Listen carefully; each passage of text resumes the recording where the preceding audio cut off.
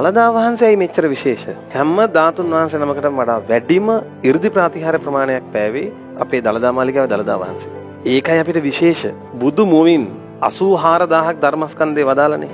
මේ 84000ම ධර්මස්කන්ධය අපේ දළදා වහන්සේ ස්පර්ශ කළා තියෙනවා. මම දැක්ක දළදා වහන්සේගේ එක විස්මිත ගුණයක්. දළදා වහන්සේට පුළුවන් එක රැයින් ලංකාවේ හතර දිග්මාගේ විසිරලා පැතිරලා ඉන්න බෞද්ධ අබෞද්ධ සියලු දෙනා නුවරට ගෙන්නන්න.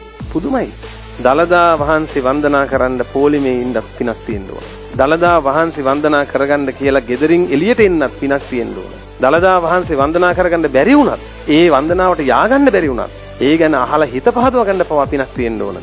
ඒ නිසා දළදා වහන්සේ බැහැ දකින්න යන්න. කිහින් හැරිලා ඉන්න උනත් කමක් නෑ. ගිහිල්ලා දළදා වහන්සේ දැක ගන්න ලැබුණොත් කවර කතාවද?